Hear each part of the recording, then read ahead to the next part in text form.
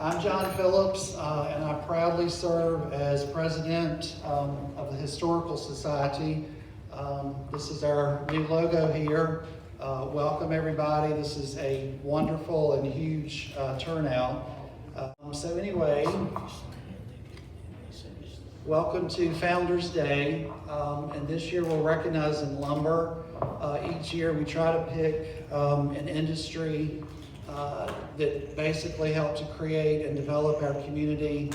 In the past, we've done furniture, textiles, African Americans, and we've actually had one where we truly did the founders, such as Patrick Henry and Joseph Martin, and so forth. But this year we chose lumber, and I will do my attempt at giving you a brief history of the lumber industry, and then we have some obviously more qualified individuals to speak as well. I did find that we at one point had a DeShazo lumber company. It was originally G.M. Finley's sawmill on Bridge Street. George Napier, otherwise known as Nappy DeShazo, began at the sawmill as a bookkeeper in 1922. When Mr. Finley passed away, Nappy purchased all of the family interest and continued to operate that firm on Bridge Street until 1955, when a new facility was built on the corner of Clay and Mineral. It closed in 1971, and you'll notice this structure. I'm sure that most, if not all of us, are familiar with that. Known as a silo, but it was actually an incinerator, and that's on the site of the DeShazo Lumber Company. Doyle Lumber Company was founded in 1947 by Wilbur Doyle with 3 employees and 1 Army surplus truck. In 1962, he had 45 to 50 employees, a fleet of 6 trailers and 7 trucks. And he did survive fires in 1961 and 1963. Henry County Plywood was organized in 1948 by Richard Pleasance Gravely Jr., known as Dick.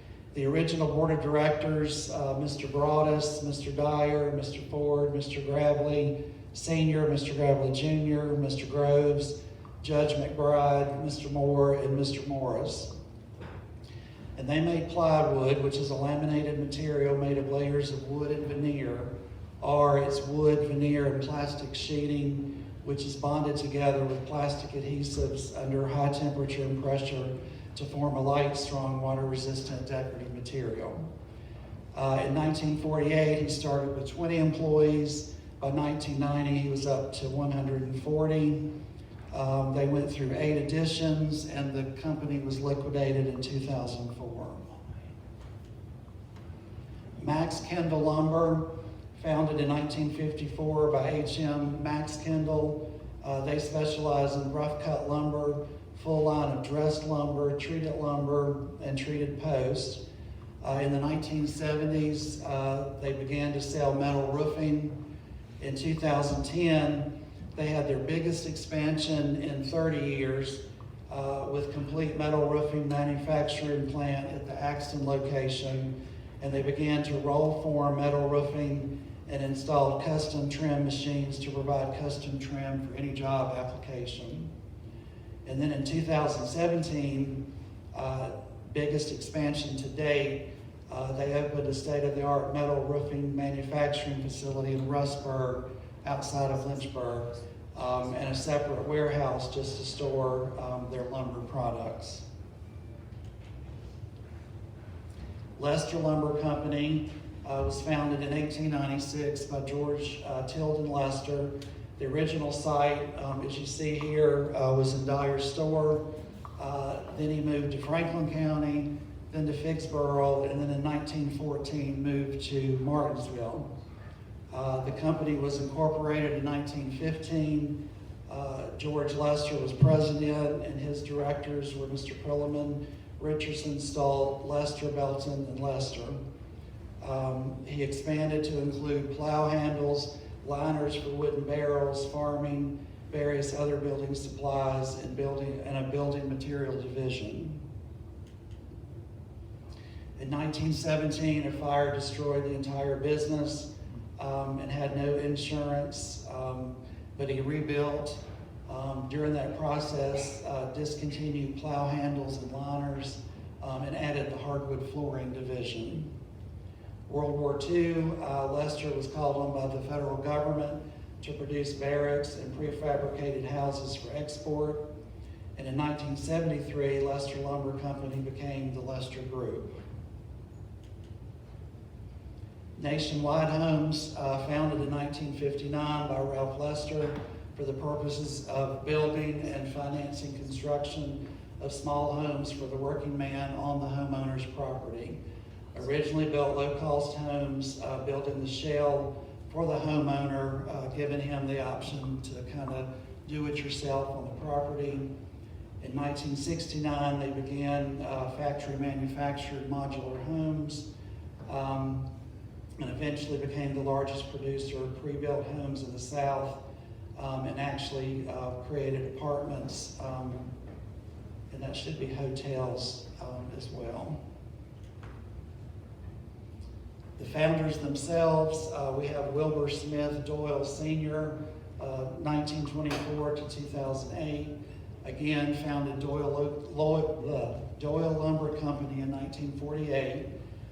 He also established the Doyle Foundation in 1952, the Doyle Ready Mix Concrete Company in 1956, Doyle Industries in 1976, and Arrowhead Technologies in 1984. He retired in 1989, and during his service, he did serve as president of the Southeastern Lumber Manufacturers Association, the Virginia Chamber of Commerce, and the Martinsville and Henry County Chamber of Commerce. He served on the Economic Policy Committee of the Chamber of Commerce of the U.S., the U.S. Small Business Administration Development Center Advisory Board, the Economic Development Corporation of Martinsville and Henry County, and the Small Business Advisory to the Secretary of the Treasury during the Carter, Reagan, and Bush administrations. Also served as president of our local Rotary Club and Chatmoss Country Club. Dick Gravely founded Henry County Plywood in 1948, served as president of Gravely Furniture and Henry County Plywood. He was actually working at Gravely when he founded the plywood company. From my research, he may have actually been a little bit better known for his accomplishments in archaeology and history. He served on the State Library Board, the Library Foundation, the City School Board, the Mayor's Commission on Human Values, a past president of the local Exchange Club, was chair of the Blue Ridge Airport Authority and the Patrick Henry Manufacturers Association, and actually organized the Martinsville Bulldog Boosters Club.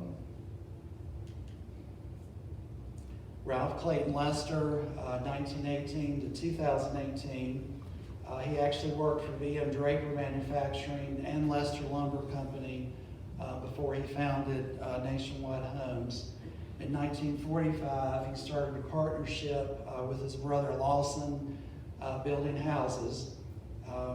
1946, transformed that partnership into a corporation, Lester Brothers. In 1955, resigned and founded Continental Homes. In 1959, founded Nationwide Homes. And he was quoted to say, "First of all, my Lord God is responsible for any worthwhile legacy. He also gave credit to his friends, his bankers, his shareholders, and his employees." And this is Captain Teal, George Tilden Lester.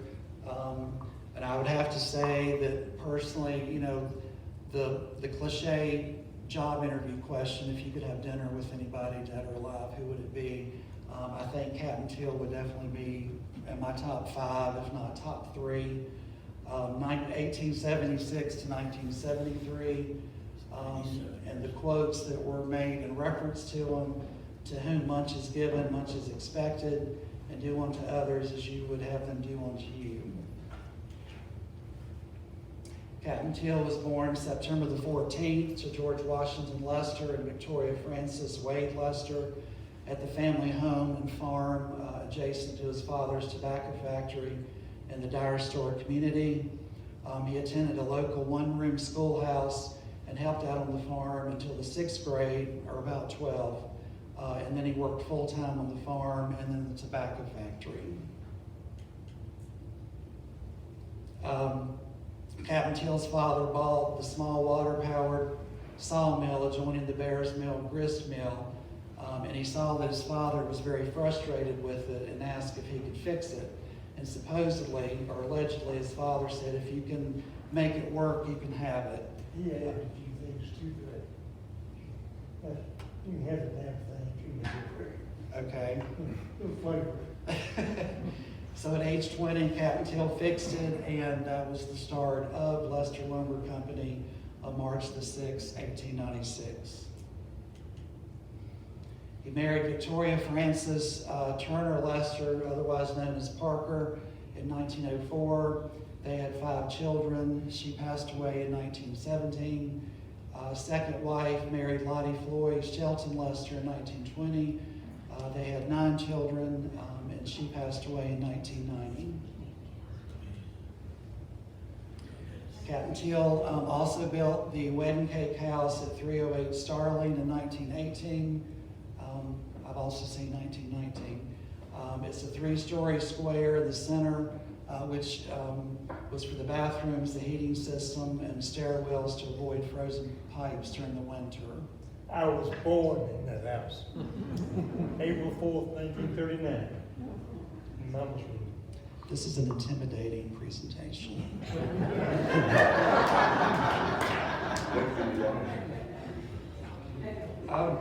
All rooms are 5-sided, with one being part of the center square, and the brick was actually shipped over from England. I hope. Correct. They were and left over from the job before we got the diamond piece. Otherwise, he would have had white brick. He was thrifty. The American Historical Society was quoted to saying about Captain Teal, called him a natural genius for mechanical invention and the operation of machinery. He did have 2 patents to his credit. One was a mass production cutting and pressing machine that gave tobacco plugs uniform size and weight, and I believe that was about the age of 20. And also a steam boiler that burned sawmill waste to fire the furnace. And he passed away on March the 20th, 1973. Which leads us to George Washington Lester II. He has served on the Lester Group Board since 1957, currently serves as co-chairman. He did serve as president and chief executive officer of the Lester Group beginning in 1983 and president of the Lester Development Corporation in 1975.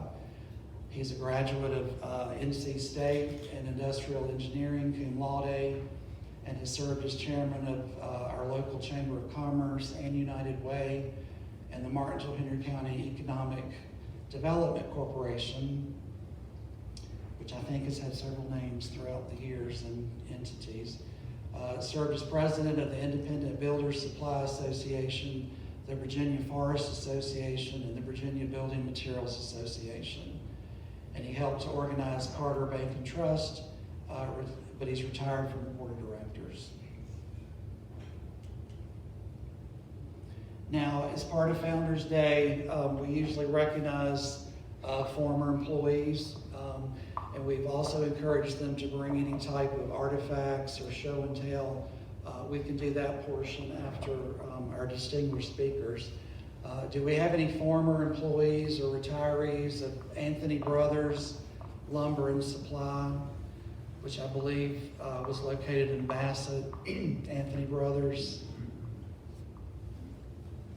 DeShajo Lumber Company. Doyle Lumber Company. Alrighty. Any stories, or how long did you serve? From 75 until 91. Alrighty. Henry County Plywood. Janet. My father was president after Mr. Bradley retired. Okay. Lester Lumber Company or the Lester Group? Tom? All righty. Nationwide Homes?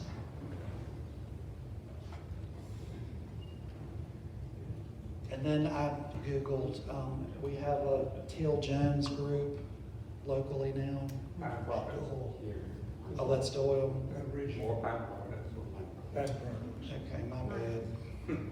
My son has COVID in his family, so couldn't be here, but he worked at Pine Products and now works for Teal Jones, and he's in charge of lumber sales. Okay, awesome. Any other lumber companies that we've left out? All righty.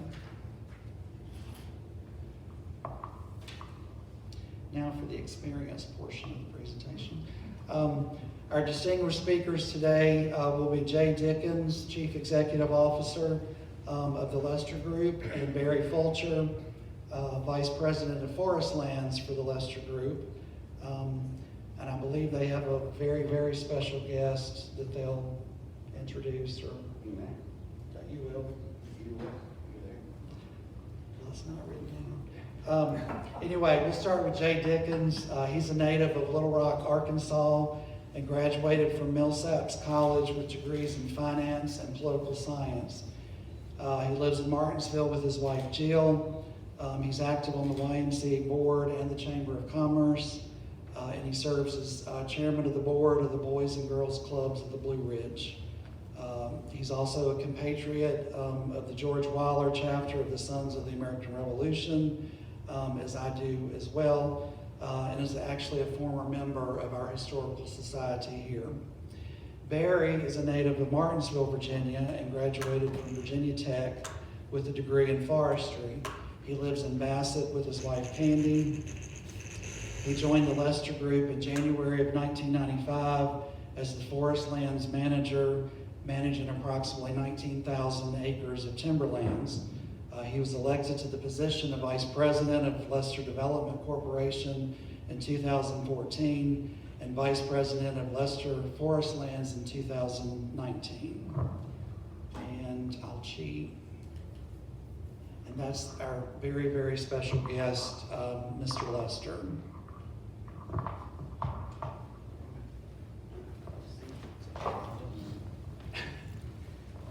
Jonathan, thank you very much.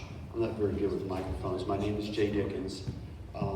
First of all, before we can introduce George again, but I want to thank the Historical Society and Jonathan for inviting us to come to speak. I also want to give a personal thank you to two people in the back of the room, Merv and Virginia King. When Jill and I moved here, we lived in the top of the Holt building for a couple years, imitating Bob and Emily Newhart, if you remember them from the old days. And they were always very, very kind to us. They were still kind to us, and they made us feel very welcome coming in from someplace else, and we feel like it's very much our home now.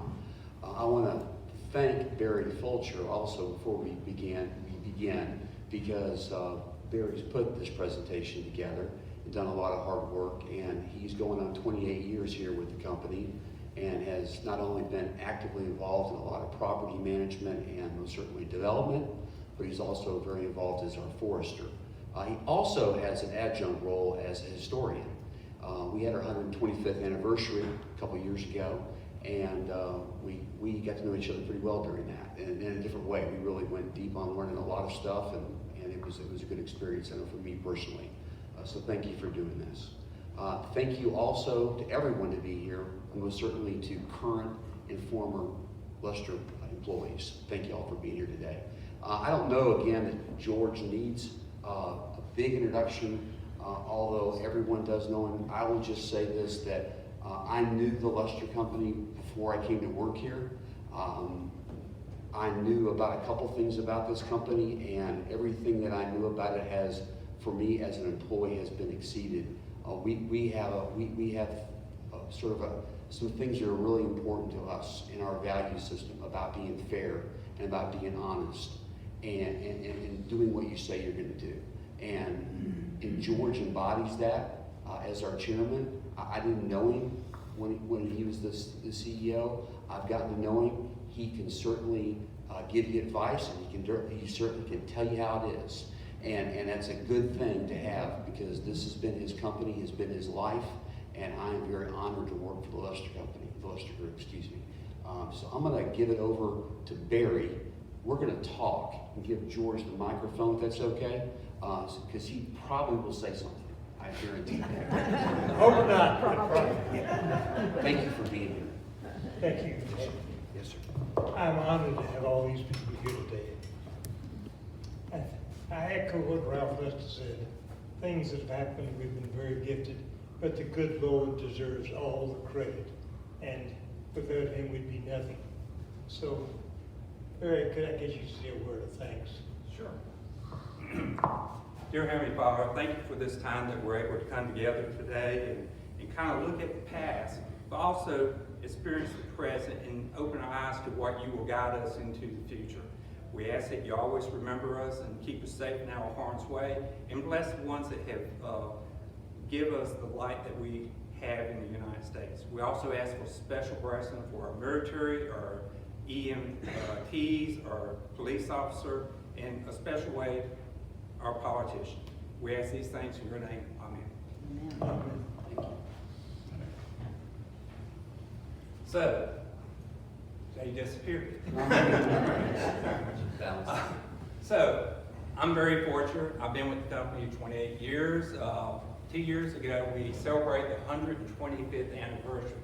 So, I was given the task of trying to go through the history and kind of put this together in a timeline. And then a couple of months ago, I guess it was, they asked, oh, can you do a presentation? I said, sure, how long? They said, oh, 30 minutes. I need 6 hours. Everybody's got drinks. 6 hours? No.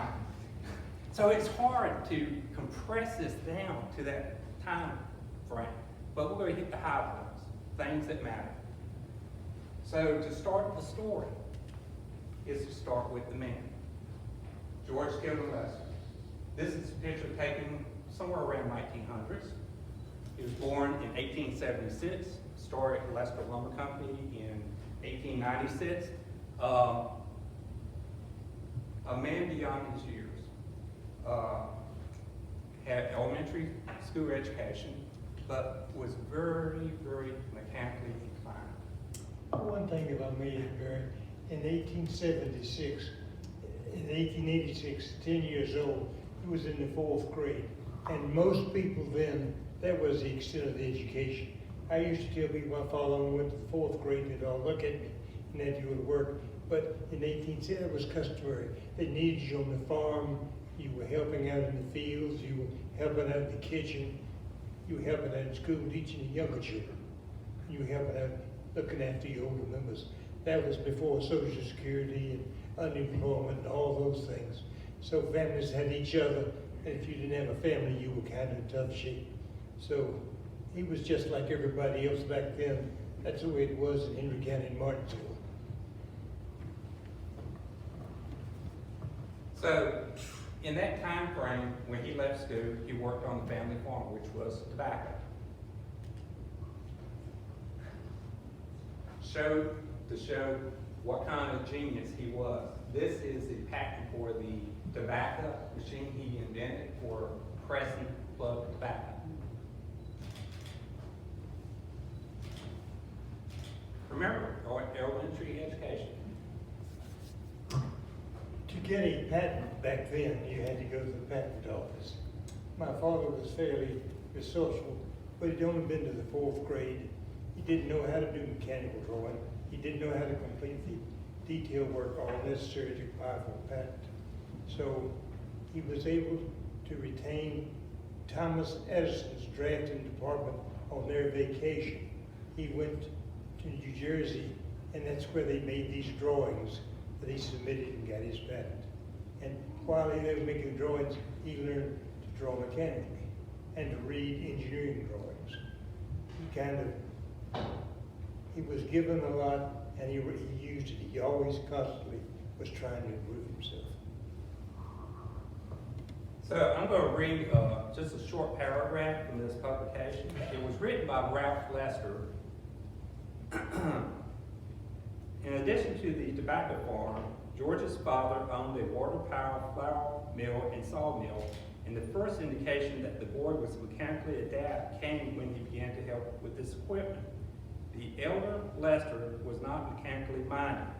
Although fascinated by machinery, he had problems operating a piece of equipment after he acquired it. But the boy, Captain Till, soon showed a natural ability. He enjoyed adapting farm machinery to diversified jobs, and he amazed older men by such impossible achievements as converting a sawmill from right to left-handed operation. One thing, my grandfather was born February 15th, 1836. He went to the Civil War and came back. Actually, there were 4 Lesters went in. All 4 came back. We were blessed. And he married a 17-year-old lady, Virginia Ann Wade. He was 37, which kind of customary for that the disruption that Syria went through then. They had 9 children. Captain Till was the second one. So just to give you an idea of where all of this happened, this is the Dollar Store Road area. Fisborough Road would be this line right here. Dollar Store Road would be this line right here. So right here is where the brick tobacco factory was that his father owned. The family cemetery is located right here. And Can I add a little bit? sure. George Washington Lester was a farmer, a tobacco farmer. He went to the Civil War, he came back, he knew how to farm, he liked to trade, and he was a good horse trader. But he would acquire a bunch of things that he could not operate, such as the sawmill there, and so the water power grist mill.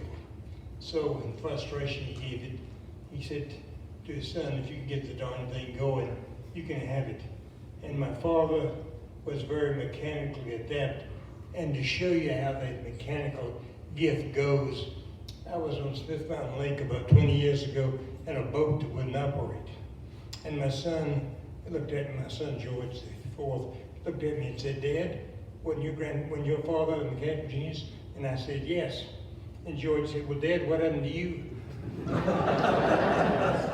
I should have said, George, the same thing happened to you. You fix the boat.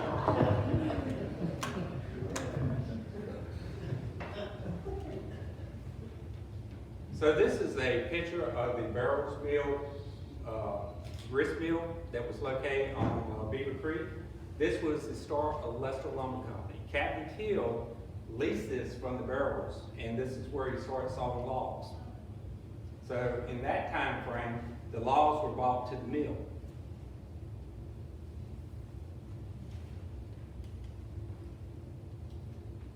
In about 1915, the sawmill, well, I actually jumped. Let me back up 2 slides. From Barrels Mill, this is where the grist mill was located. After he had cut logs there for a number of years, he acquired enough money that he bought a portable mill, which was steam powered. And he bought a boundary timber known as Flatwoods up here.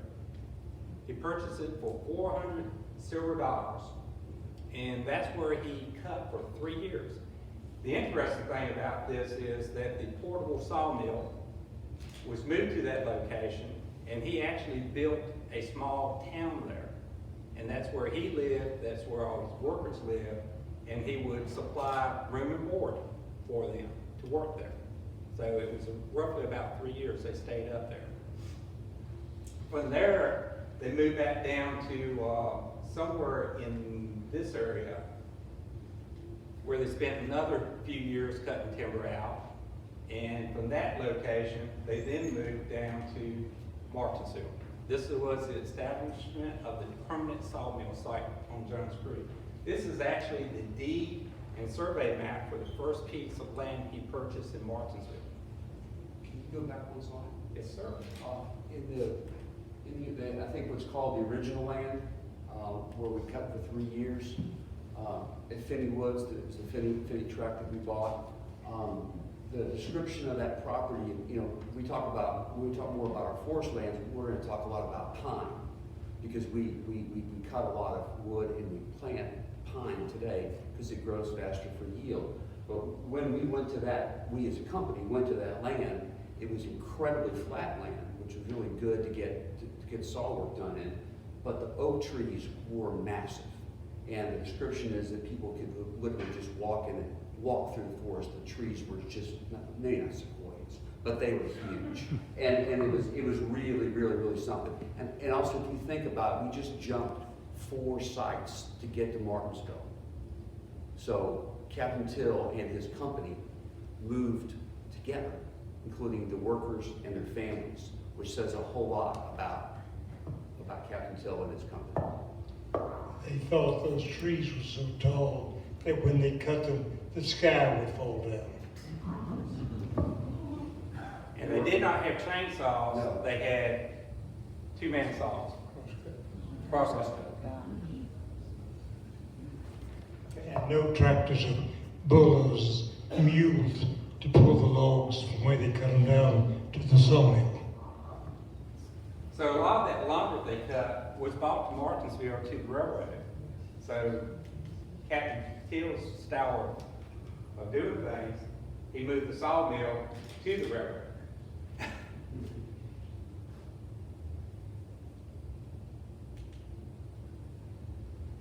The first fire at the sawmill, and you see the date this was taken from the American Lumberman, 1919. And right here, it says, fire destroyed the plant of the Leicester Lumber Company and several boxcars of the Norfolk and Western and Danville and Western Railroads. The damage to the company's property is estimated at $125,000, there being no insurance. So he lost everything. I did read an article where his credit was so good that one of the banks in the area unlimited credit to rebuild.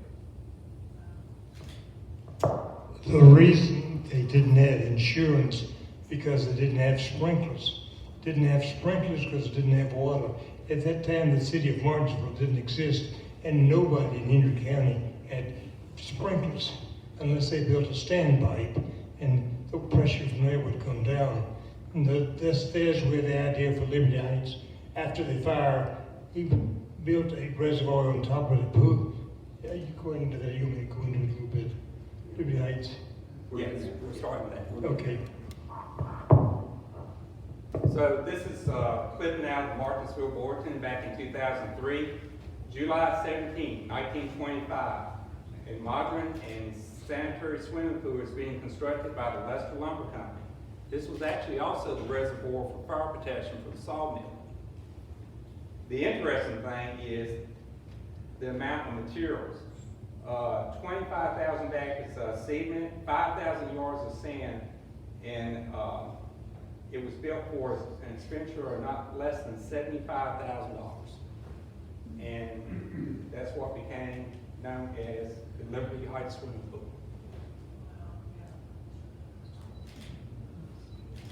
So this was taken somewhere just after it was constructed.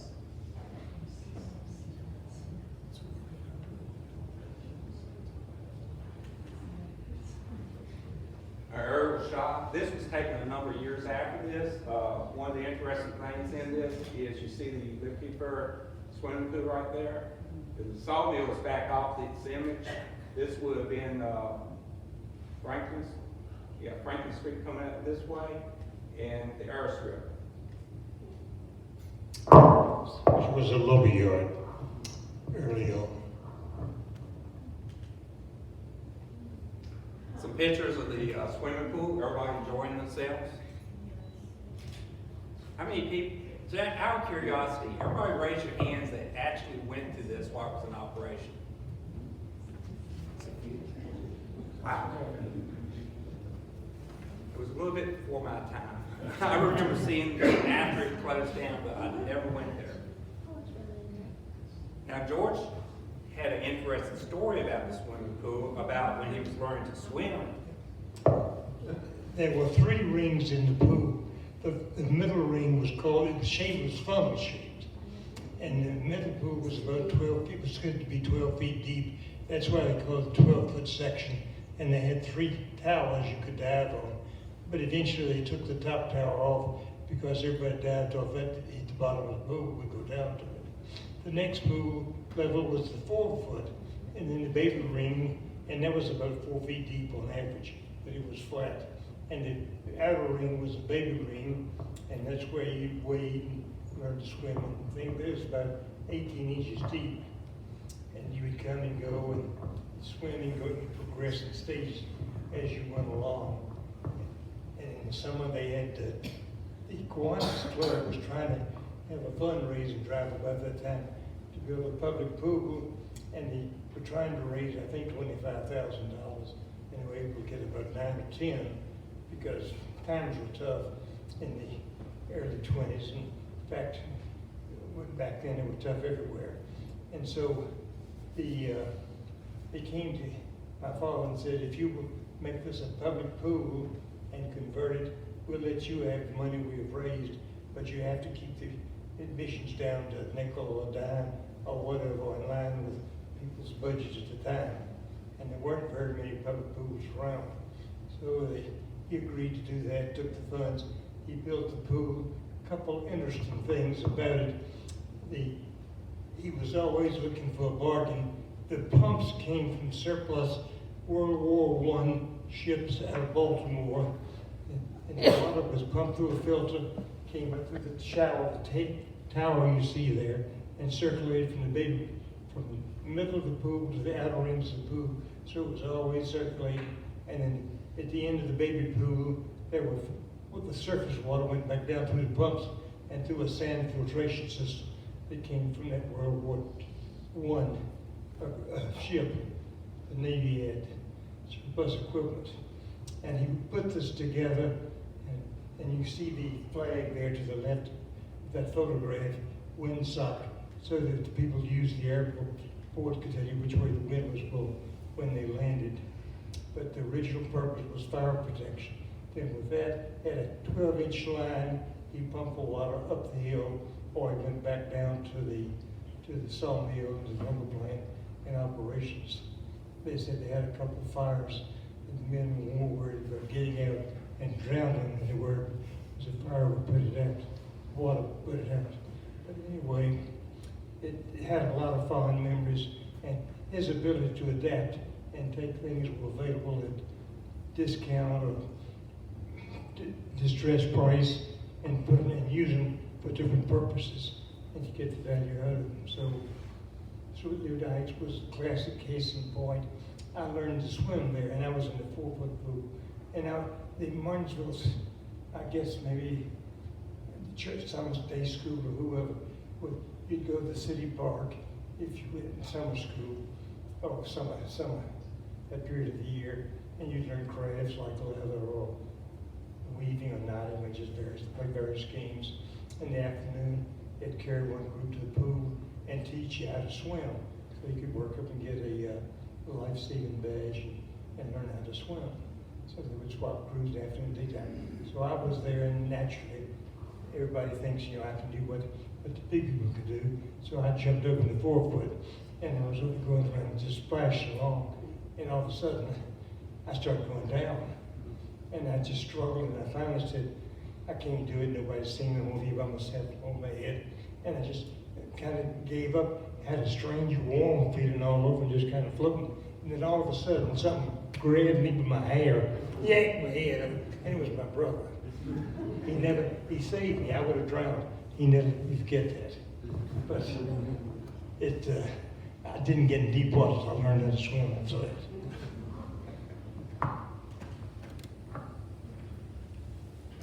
So the other thing that was up around the Liberty Heights swimming pool, which you see in the background, was the Lester Airfield.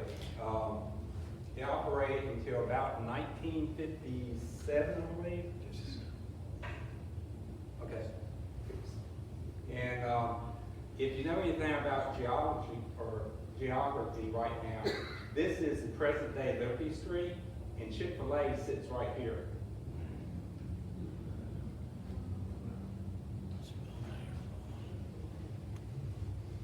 In talking about Liberty Street, the company over the years established several highways in the area. One being Liberty Street, the other one being Northside Drive, Commonwealth, which was Armory Drive, and Kings Mountain Road.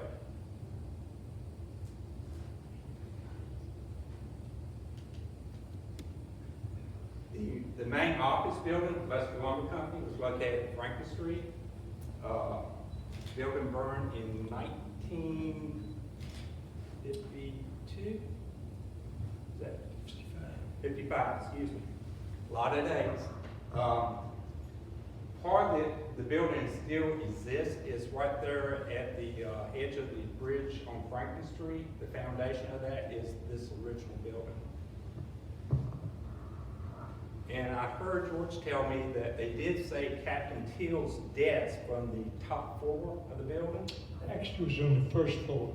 He has a picture. Von Draper was secretary of A.J.L. Byrd. See, A.J.L. was secretary, T.M. Draper was treasurer, and they called it out. It was a rolled-up desk, and he had things filed and kept things organized. And in that picture, that's T.O. Lester, Oscar Lester, is one of his younger brothers who was in charge of the retail business back in the late 40s and early 50s.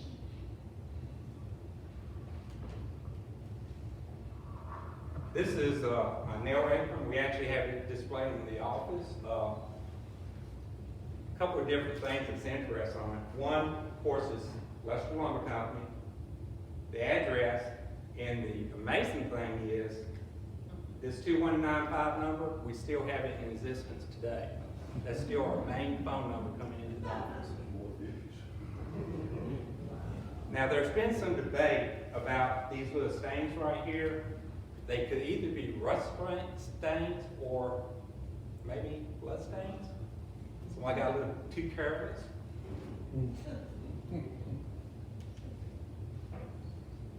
This is the shop of the sawmill. This was after it was rebuilt. You can tell up there in the top of the picture, there's the Liberty Heights swimming pool. I'm not quite sure the year of this picture. I'm not a car person, so I can't look at the cars and tell you. But definitely, here's Jones Creek coming through here. The railroad coming through here. This is the present day Franklin Street, Liberty Street, coming up the hill. They pump water from Jones's Creek, or a place called Lester's Branch, up to the hill. When he had the steam boiler, they would burn sawmill waste, sawdust waste, and make electricity, and run the electricity for the plant, for lights, and the motors for the machines, as well as the pump where the water went under. They would put a flag up on the edge of Liberty Heights, say water was getting low. And that was before they had two-way communications and cell phones and all that good stuff. So the people down would look up and they saw the flag flying, they would start the pump and pump water into the 12-inch line going up the hill. And the people, the lifeguard or whoever, when the water was fissure level in the pool, they had it so it could fluctuate 6 inches high or low. Then it got full, they'd take the flag down and they'd quit pumping. Kind of utilizing the old form of communication.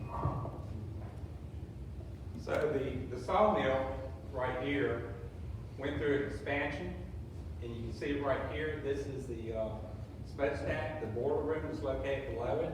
This is where they burnt the wood waste to generate the heat, to generate the steam, to turn the turbine to make the electricity. What electricity that they didn't need, they put out into the company homes located around the sawmill.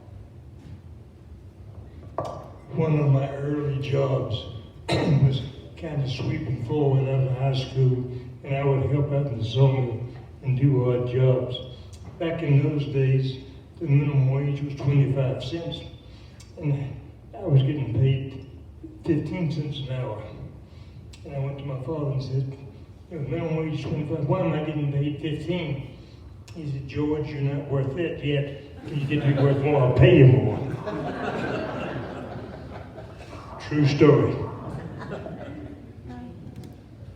So that takes us up to the sawmill, and moving on, we're going to look at what I love to do is Lester Forest Lands. So back in around the 1940s, that's when the company acquired quite much of its timberlands. If you don't recognize this gentleman right here, he's to my left. And quite a few pounds lighter. But the company's always managed their timberlands to bring more forest products to the mills and all that. This is one of the foresters at the time named Ken Squells. He's still kicking around here in Danville. Between he and I, we've covered quite a number of years. He was with the company 17 years. When I came to work, I've been with the company 28 years. We are now in the process of managing for pine saw timber. We cut timber, we plant it back. It gives us a little bit better volume per acre. And one of the things that we noticed when I came to work is a lot of our soils are depleted. And what we think has gone on is back in the early part of the county there was a lot of tobacco grown here. And tobacco is really hard on the soils. So one of the things that planting pines back on the ground is to help increase the productivity. It increases the mineral and the organic matter.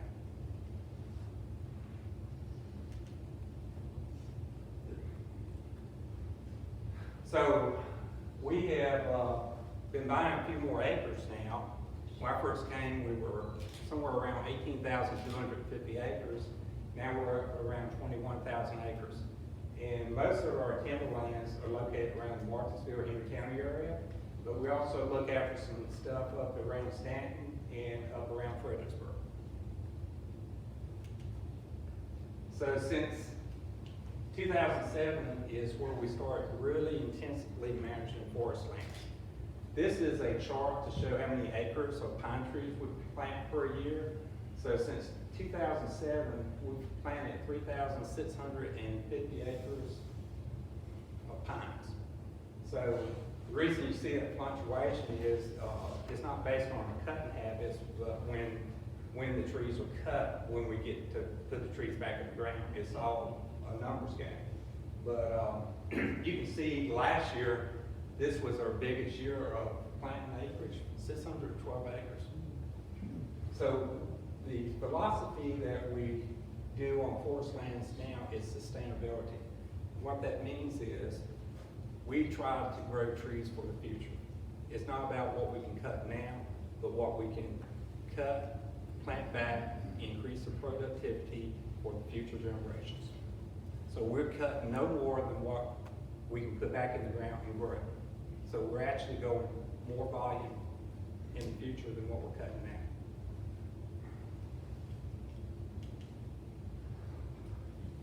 Building supply division. As the company grew from saw timber or sawmilling to forest lands, it saw other opportunities. They established the building supply, was established back in 1949. That was the first division of it. It was called the Wholesale Supply Company. From that small start, they expanded to, of course, Lester Building Supply, which is located here in Martinsville, to Taylor Brothers, located in Lynchburg, Virginia. We purchased that facility a few years ago. Used to be Roper's Building Supply. To the Jim Carpenter Company, started out in Madison, Virginia, and then we moved it to Fredericksburg in 1994. Mm-hmm. Okay. See, I'm talking past things I've personally experienced.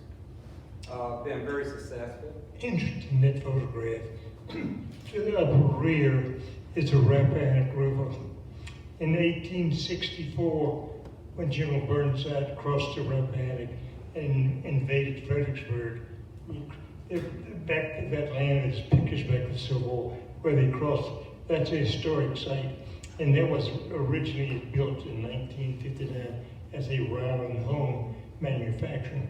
Ryland had one in Richmond, one in Fredericksburg, one in Dallas, and one in Atlanta to manufacture modular houses, but they were not successful. So we did an analysis of our customers, and when we were in Madison, Virginia, and they said, we can't ship today. We said it's snowing in Madison, it's 2 feet deep. They said, well, it's not snowing in Fredericksburg, and if you can't get the building material here, we'll get somebody who can. So we decided we better get closer to our customers.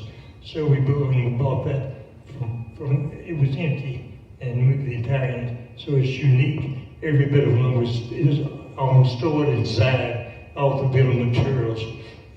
It's like 5 acres under roof. So quite a leader in the industry for that.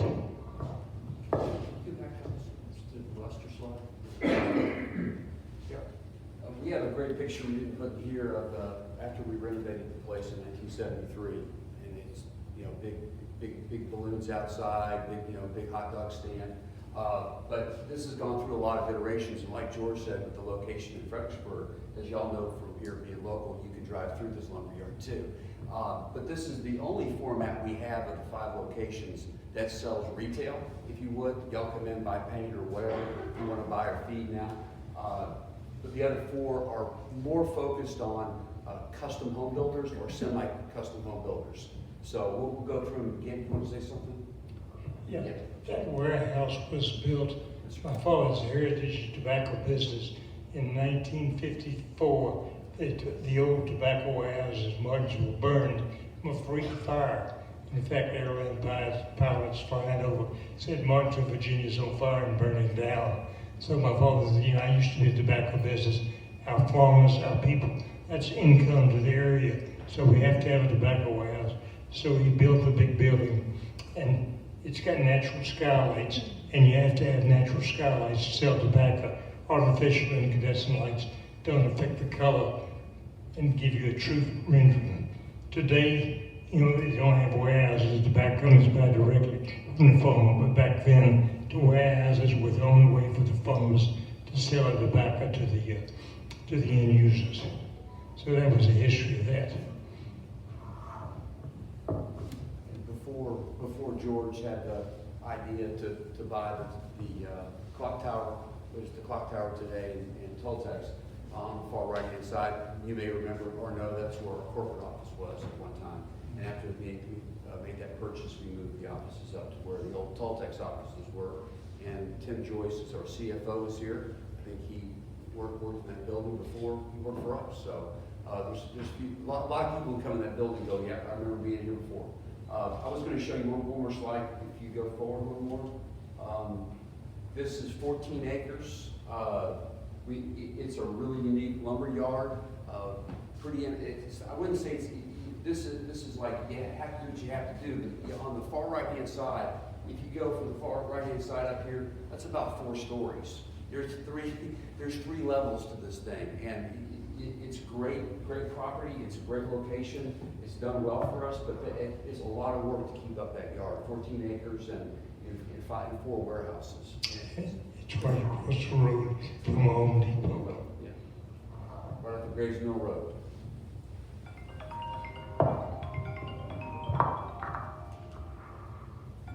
We're the Rappahannock story. I can't top that one.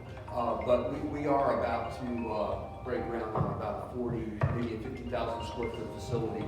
On the left-hand side will become a truss facility. So we're going to start manufacturing our own trusses and wall panels. And this is our facility in Northern Virginia. This is about 7 years old. All the business we did in Northern Virginia up until then was shipped out of the Jim Carpenter facility we just showed you. And we bought some land almost in downtown Manassas, which would be really hard to buy today for what we bought for then. There's just so much growth out there. But this only had just barely 5 acres of ground, and that's a really well built and laid out yard. It does really nice volume for us, and it can, you know, pretty much go all the way into DC, or does every day into the district. But there's quite a bit of growth out west that direction. Really nice facility. This is our newest facility. Once was a lumber yard. Our former CEO, Jim O'Brien, found this facility. It was a junkyard when we purchased it about 4 years ago. There was all kinds of crazy stuff in this place, but it's right in Christiansburg, and we completely redeveloped the property, cleaned it up, and we service the New River Valley and also Blacksburg at this facility. Fortress Wood Products. This was where the company got into the pressure treated business back in 1986 with acquiring property down in Greensboro, North Carolina. And that facility was moved to this area in High Point. It's on 10 acres. It's located right next to business 85. And we ship all over North Carolina, Virginia to our facilities too. And then a few years ago, we were part of this facility down in Elizabeth City that supplies everything from Maryland, Virginia, North Carolina, and South Carolina. It's close. We Yeah, can use South close. Carolina out of High Point too, just as well. So That facility also has a kiln on it, so some people who want kiln dried lumber after it's been treated for nice decking, that building on the left-hand side does that product. It's a really high value product that we're unique to have in the marketplace. We service 5 states with the Fortress Wood Products business on a day-to-day basis.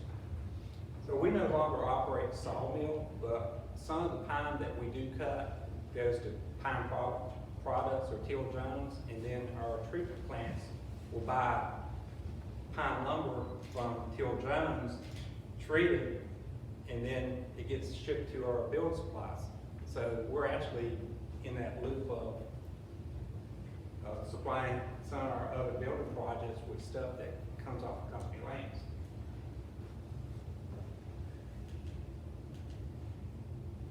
Another venture we got into back in, my mind's going blank. Going on 5 years now. 5 years, thank you, Jay. Fortress Door Company. This is up in Fredericksburg. There was a manufacturer up there that was getting out of the door business in that vicinity. The employees contacted us. We talked to them, we talked to the other company, and we actually acquired Fortress, or it wasn't known as Fortress Door Company back then, but we renamed it. But this has been a very good venture for us. We produce residential and commercial doors. They closed the facility on Friday. We reopened the money, every employee, they continued, the health insurance and everything continued, so it was a good deal for them and a good deal for us.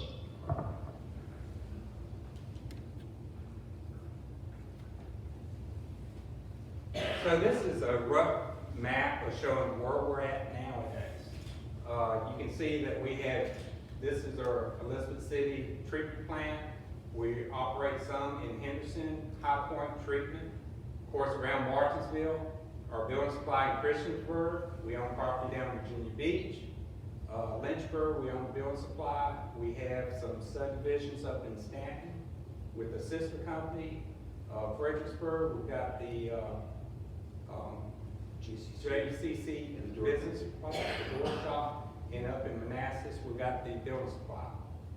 Our sister company, Lester Development, is a growth off the Lester Group where we had to do that so that we could work with the banks and insurance company loans and all that to do commercial development.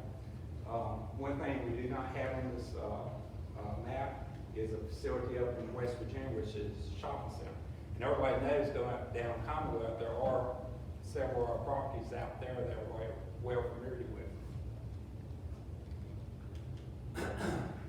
Lester Properties is our branch in the office that handles the real estate development, the rental units and all.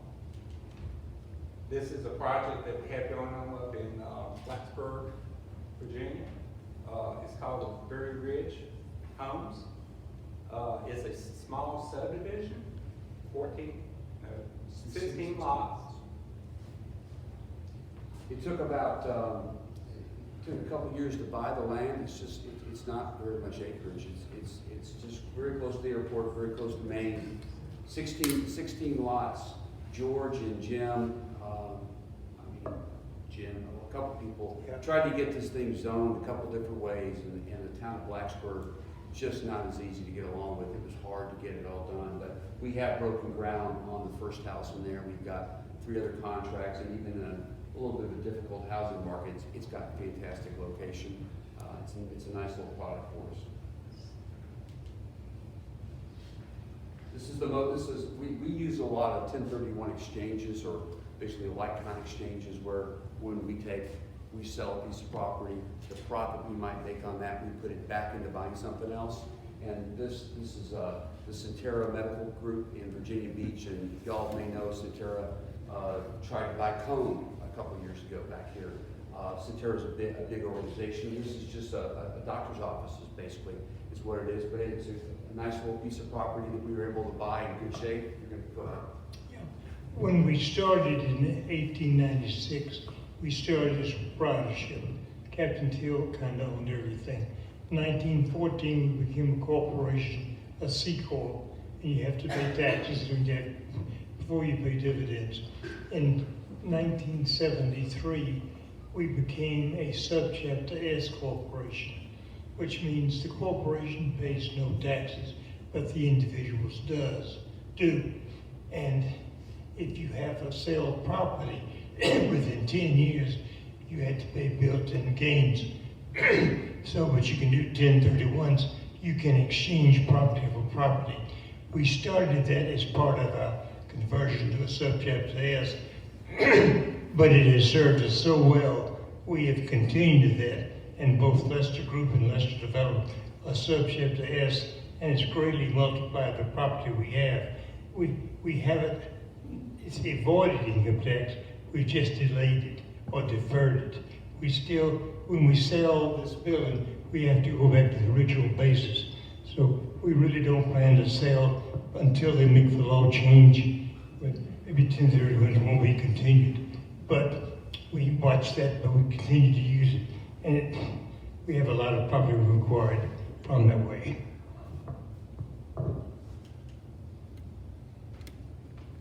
So Lester Development Corporation was an outgrowth from the Lester Group to handle a lot of the commercial development, such as everybody remembers the China Buffet, the Sirloin House, Arby's, the Verizon Building. All these were commercial ventures that was done by Lester Development Corporation, which leases the land from the Lester Group. And guess where the building supplies came from?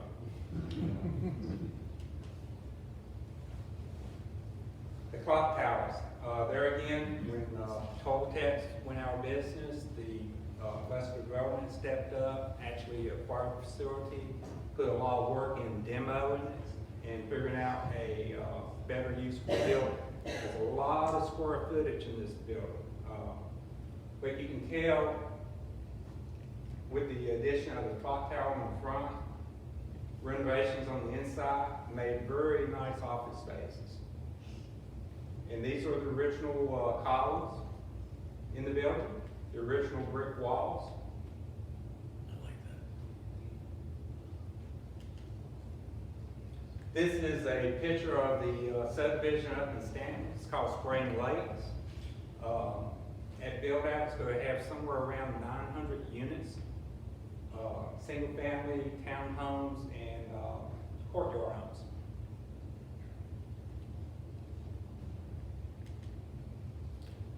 This is a project we're doing up in Fredericksburg. This is actually phase 1 of the project called Crossroads Apartments.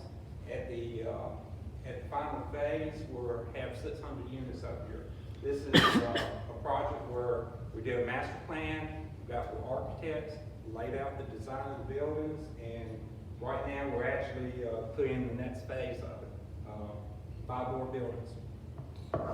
It has elevators, because as people get older, I learned myself, stairs become a really major obstacle.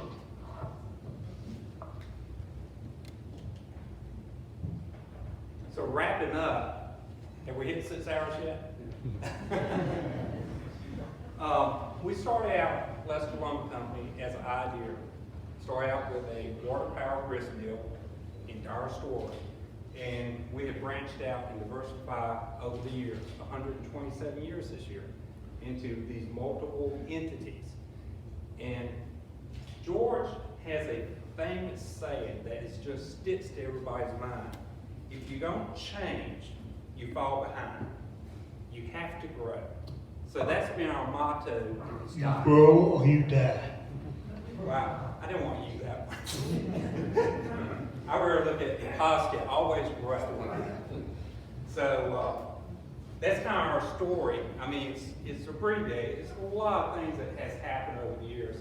But we look after how we treat our customers, because we want to be treated the exact same way. And really, in our work environment, everybody is our family. So, is there any questions? Anybody want to add to our story? Tell us about this park you're going to build in here at Franklin and Linden Street.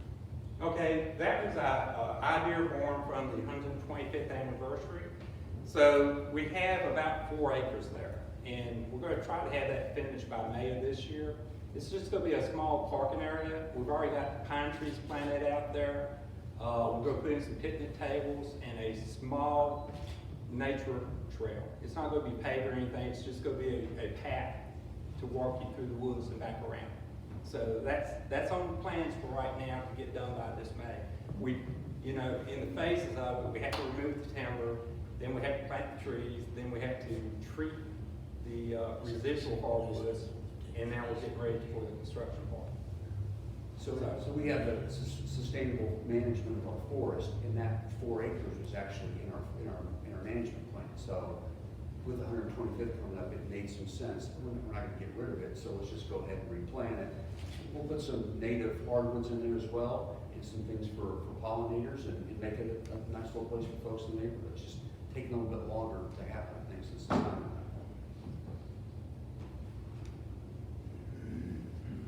Any other questions or stories? Yes, sir.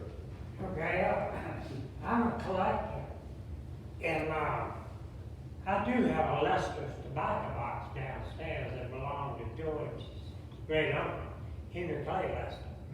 I think I'm right on that one. He's an uncle, great uncle. Yeah, he died in 1913, and this is the only tobacco box I've ever seen from the Lester people. So I did put it in the museum here, it's downstairs. And I brought some postcards today if anybody wants to look at them. They're hand-colored postcards. What they do, they take a photograph, a black and white photograph, and then send it to New York. And Captain Hill will have them hand-colored. So I got some of the inside of the pool, the cake house, and the outside, the factory down there, the lumber company. And I'll read one here to you, what they said. Now, I don't know whether George was responsible for this or not, but this is a white border postcard, and it says on the back, this is a pretty little town, but oh my Lord, the bootlegging here. I don't know if you can take credit for that. He said, we took a detour on this, it was a dusty trail here. But, and one other thing, the Lesters were the founding fathers for this area. They even built a hospital here, the Lucy Lester Hospital. And I give them all the credit in the world. Well, thank you, but the Lord deserves all the credit. He let us good fortune, he was with us, and we have a colorful history, and we are part of it, but still, there are a lot of people in Henry County. The Bassett's, the sawmill business, the lumber business up there, they started with cross ties for the railroad, they gave it right away to the N&W. So it's a lot of founding families. The Gravellers were here active, the Simmonses and the furniture companies, and for goodness sakes, Bill Frank and Will Frank, those people in Tultex, and Dudley Walker with the knitting company, Walker Neals. So many people have contributed to this. We have been blessed, but it's not us. We're all pulling together, and I think the thing that feeding together is tough times. We came out of it, and tough times we can come out of it again. And I think we're coming out of tough times. We've had some, but everybody working together, fearing God, working together, keeping families going as best we could, working forward, having ups and downs and trials. But thank you and everybody else for making this possible. It didn't happen by itself, and no one person or one family made it. It was a collective thing of all the fine people in Henry County. I will say one other thing. Now, when I found that tobacco box, I showed it to George years ago. I don't know whether he remembers it or not. And he said that needs to be back in the family. And I said, it is in the family. Your grandmother was a Stigall. I'm a Stigall. And he said, well, that explains where our temper come from. I have heard that too. Investors are a little bit testy sometimes, quick to fire hot. And they said that started when the Steagles got into the family. But it's a good addition. Thank you all very much.